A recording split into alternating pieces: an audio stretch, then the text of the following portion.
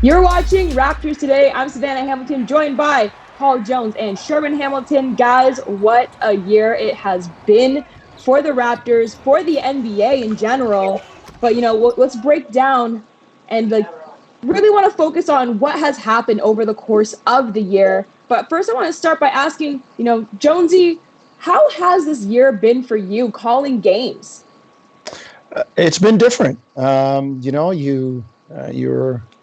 Your skills with regard to adaptability are tried. They're tested because there's just got to be another way to make it work. It's been different in that not being on site, we obviously don't have the energy of the building. We don't have the energy of a crowd. Team energy. All of those things are missing. We don't have, the anticipatory buildup. Sherman and I on the road, we're at the arena 2 to 2.5 hours early. We get to talk to people. We can sit and watch the warm up. All those little things that we're able to do that go into making a better broadcast. Some of them are missing. Now, that being said, it's terrific that we're still doing games. The people that are in charge of getting us on the air, guys like behind the scenes, Jake, Patrick, Travis, that's here today. Those guys, they're doing a terrific job in working to make it seamless for us. And, the facilities at Scotiabank Arena, the way they put that together, it's been terrific too. So there have been changes, no doubt, Savannah. It's not ideal, but you know what? It could be a lot worse. We're still doing games. There's still games to be played, and we're still involved in it, albeit at a distance, but it's all good. Sure. What about you for calling games on the broadcast as well? Yeah, it's interesting. It's one of those situations where it's different. It feels different. To Jonesy's point, just not being around and having the access to personally connect with the games, the people at the games, the people of opposing teams, whether it be management or staff. It's just not there anymore. But there's way more positives than there are negatives. I mean, when you think about it, we're calling a game we all love, and we're getting a chance to continue to work when a lot of people aren't as fortunate. So there's too many positives to actually complain about it. But it is different and it's noticeable. But like everybody else, you make the best with what you have and you make it work. And that's kind of been the whole motto the whole year. It's just adjust, adapt, and make it as beneficial as possible. Absolutely. And now Jake is going to throw up a board for us to give us a timeline of how everything went down this past year. The NBA was suspended March 11th. I actually remember exactly where I was when I heard the news. I don't know about you guys. And July 30th, the NBA resumes in the bubble for Disney World. And December 22nd is when the current season that we're in has tipped off. So Jonesy, what was your immediate reaction to the shutdown? Well, I knew it was getting serious because we were on a long West Coast trip. And the night that we were playing in Utah, they brought in new protocols. We weren't allowed into the locker room. Any pregame interviews, the player was going to be taken out of the locker room. We had to request it, kind of like a podium situation. They were being very stringent and admonishing us to wash our hands, to kind of stay clear of people. It hadn't been full blown, wear your mask, but a lot of people were trending that way. And it hit me, Savannah, when we came back. We were the last team to play the Utah Jazz before basically Rudy Gobert shut down all of sports. And I was sitting watching that game, knowing the Raptors had come off a successful road trip. I wanted to see how Utah was going to do going into Oklahoma City. And I was sitting there watching and waiting for the game to start, and it never started. And then they came out with their reasoning that Rudy Gobert had tested positive. And all of a sudden, I started to think of where I had been, who I had interacted with in Utah, all of the people that I was connected with on our plane, in our broadcast crew, with the team. My reaction was immediate, Savannah, wow, this is really, really serious. I mean, we're stopping the world. I mean, so many other places had shut down, so many other things, but sports, we're the outlet, we're the toy department, we kind of keep the fun in it. We've shut down. Sports is shut down. So that was what had me say, and this thing is really serious. And then later that night, I got a call to say, show up at a Toronto hospital the next morning for a COVID test. So that's when it really hit me to say this thing is very, very serious. It's crazy because that was a time in my, where we saw a lot of brands, a lot of companies all of a sudden close their doors. And the NBA, like you said, it really was the trigger point. It's like when the NBA shut down, they're like, oh, wow, now there's also money on the line that the franchise is losing. So, but just as quickly as they shut down, the turnaround for them to come back and reopen in the bubble was pretty impressive, in my opinion. The way that they got the bubble back together. But then also on top of that, the NBA players really using that platform to then talk about Black Lives Matter movement and create a stance and boycott games. So Sherm, how effective do you think the plan was to reopen the bubble, but then also for the players to take a stance? Well, I thought it was early on. I thought it was met with some criticism. How could they be playing basketball when the world's going through this pandemic? And there was an understanding ear to that, but there was also an understanding of the NBA's approach to it. And, it was about health. It was about safety. It was about making sure that they were a part of the global success of trying to eradicate and get rid of COVID and not spread it. So I think the NBA did a very good job. I thought they were meticulous in how they approached figuring out to set the bubble up to ensure the safety of everybody involved, whether it be players, staff, whether it be people working in the bubble. They did a great job of really following things to a T, making sure that they were fluid, because at that point we were trying to figure out what COVID was and how to protect ourselves against it. And they had to be very mobile in their approach to make sure that they didn't overlook anything. So I thought that their whole process was good. And the actual bubble, the execution of the bubble was excellent. And I thought the players did a great job in terms of utilizing that platform, making their voices heard, shutting down some games. And even, they affected voting. They did a great job of really using that platform. And I think we got to look at it as it is, not look at it as the be all and end all. It was a part of a process and it served its purpose. And they utilized that platform, I feel, in a very, very good way. I think the NBA players said, look, this has been something that's been going on for a long time. COVID has allowed the world to see something that we have been talking about. If we stopped going to work because this thing was going on, we wouldn't be at work. So you know what? What we're going to do is we're going to make sure all the protocols are followed, and we're going to use our platform to draw attention to this to start to make change. And I couldn't agree with you more, Sherm. The NBA players basically said that, hey, if we stopped going to work every time there was an injustice, we wouldn't be working. So we're going to go to work, but we're going to keep it in the public eye because everybody has seen it now, and we're going to make changes moving forward. And after the bubble concluded, the lockdown, Jonesy, how do you think the new signings, we've seen this team radically change between Boucher, Fred, OG, and, filling in the gaps between Marc Gasol and Serge that did leave the team a little shorthanded, we felt at times, but now obviously we've seen such improvements with this team. How are you feeling with the new changes? Well, I mean, change is inevitable. It's the only constant in life, really. And every team, no matter how successful or you finish a season, it changes over the course of the year. And Marc Gasol and Serge have moved on, but I like the fact that there's some stability in re-signing Fred and OG. You've got some cornerstones that were important in your building and your championship run, and you've brought them back. Chris Boucher is going to get an opportunity. We're seeing what he can do with it. And then the other guys are starting to fit now. When you think about Aaron Baines and DeAndre Bembry and a guy like Stanley Johnson, who was here last year and kind of looking to find his footing. So if you're a Raptor fan, you have to be optimistic going forward that the team is playing better, and they're going to come back round into the best form possible because they've got a good team and they've got some good coaching too. Absolutely. And, sure, going back to the bubble real quick, what moment stood out to you on the court?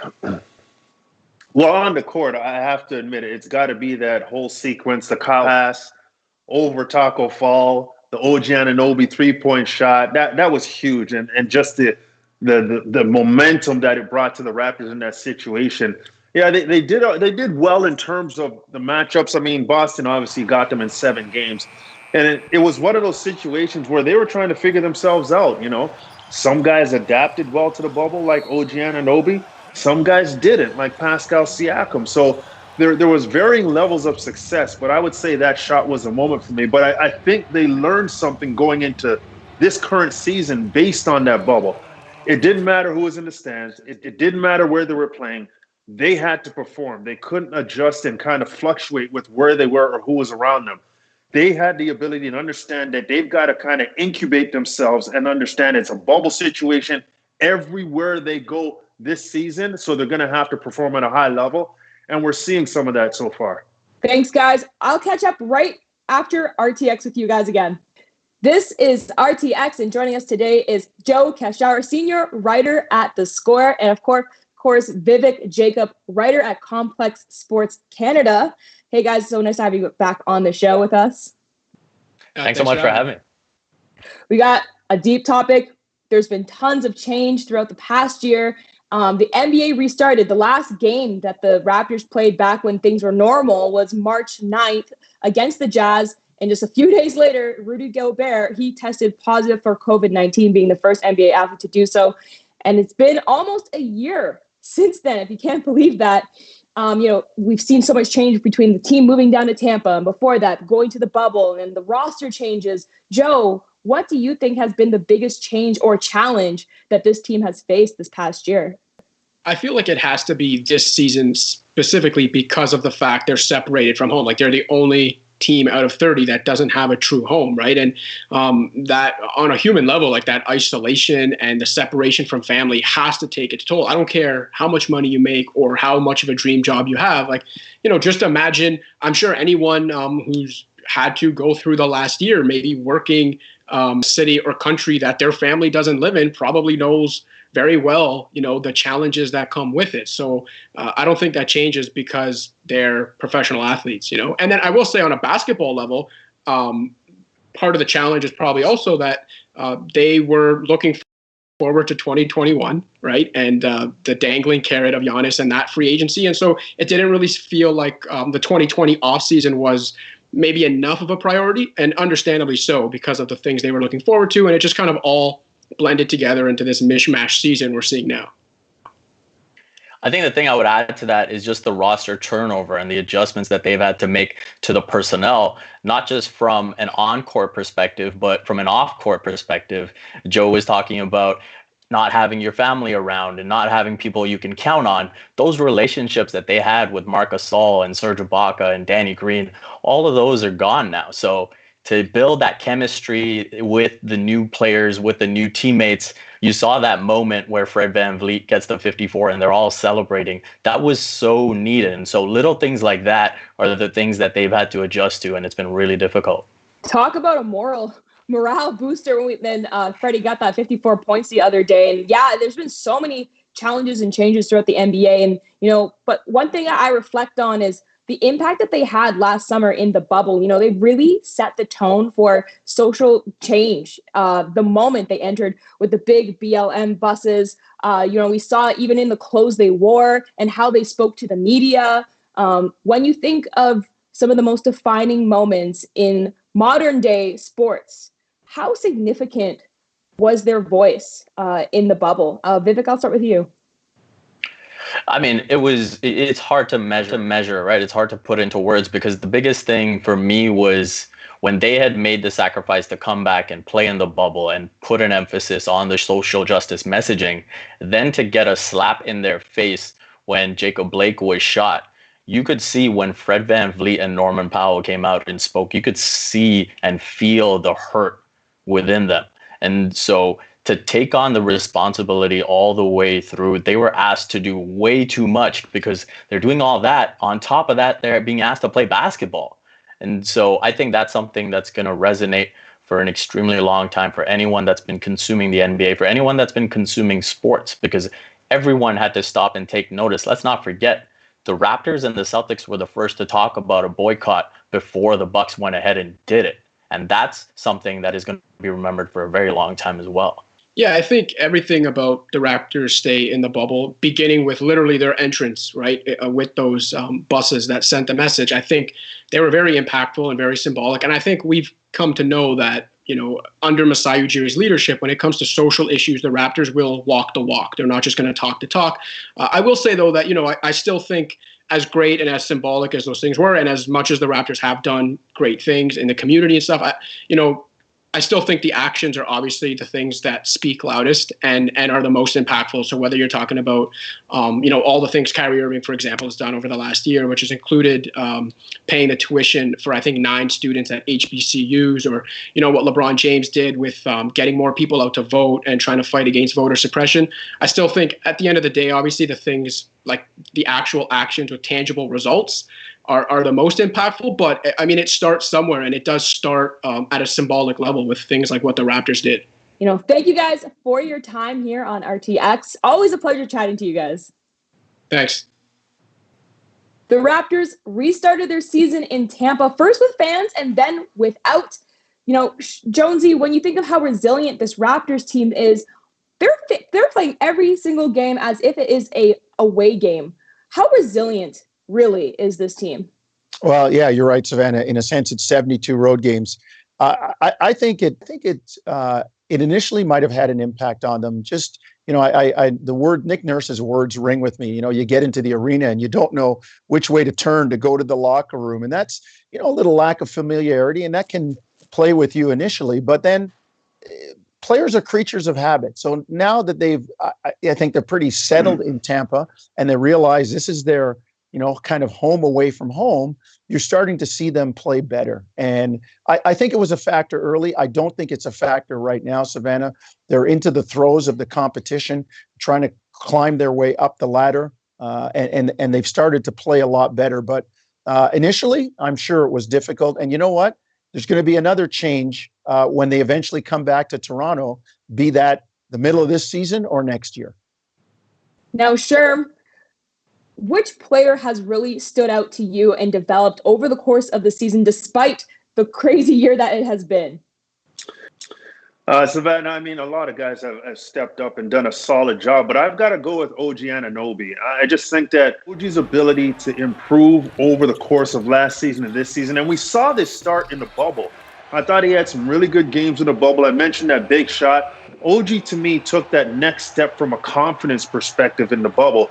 And this season, we're seeing his numbers go up as well. He's shooting the ball better from 3. His field goal percentage from 2 has gone down from 58% to 55%.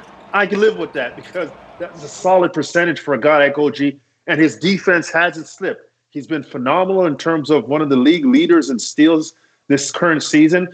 I just love everything he's done. And finally, he's healthy. He doesn't have any issues to deal with. So he's been able to stay on the floor. And you always look at the points per game and say, is this player better or not? I look at some of the other stats, and OG's done a good job being responsible with his minutes. His field goal percentage is still good, and he's shooting the ball extremely well from 3, and his defense hasn't let up at all. I just like what he's brought to the situation for the Raptors this season. Jonesy, who do you got? Who do you think has impressed you the most this past season? Well, I agree with Sherman, OG, but another guy that I think we have to look at is Stanley Johnson. I think he's done a terrific job. Look, this guy was a lottery pick. He was a number 8 overall pick in the NBA, came out with high expectations. And I say this all the time. You're a parent, you're a teacher, you're involved with somebody to try to get them to the finish line. They have different routes to get there. People don't develop the same way on the same timetable. And Stanley Johnson has been on a different timetable. Even coming to Toronto last year, they picked up a guy who had been on a couple other teams, had been in the league for a little bit, gambling on, okay, maybe this is his time. Maybe it's going to start. And it took him a while, but now he's adjusted to Toronto and everything that Nick Nurse expects from him. And you see him as a key part of the rotation, especially the last little while with his defense. His role's been defined. He's found a niche as to what his performance area is. And I think he's playing well. And I think he's a guy you need to look at as kind of coming out and being able to help the Raptors going forward. Now, Sherm, something that we've seen that's been new this year has been the little mini series that the NBA have put into the schedule. You know, you're a former player. Do you like what you see? Like, how does that affect a team in the way they approach these games? In this situation, yeah, I like it. I mean, obviously, if things were quote unquote normal, you'd want more of a spreading of these games. But I think this is good. I mean, this is kind of the mini playoff series bubble type of thing. You know, you get those two games back to back, those quick adjustments, and the chess match continues. And you don't have to wait 5 or 6 games in between to see that team that might be different with different players on the floor, you know, a different system implemented. Guys might have improved over the course. So I think there's a lot of benefits in playing a team that close together. And if you're the Raptors, you look at the coaching staff, their preparation is very different. They're not having different coaches having to look at different games and prepare ahead. They can all lock in on these games. They can all do their job preparing for this team that they're going to play 2 times in 3 nights. Absolutely. And it's going to be an interesting season looking up ahead of the road as well. But thank you guys, the viewers at home, for continuing to watch Raptors Today.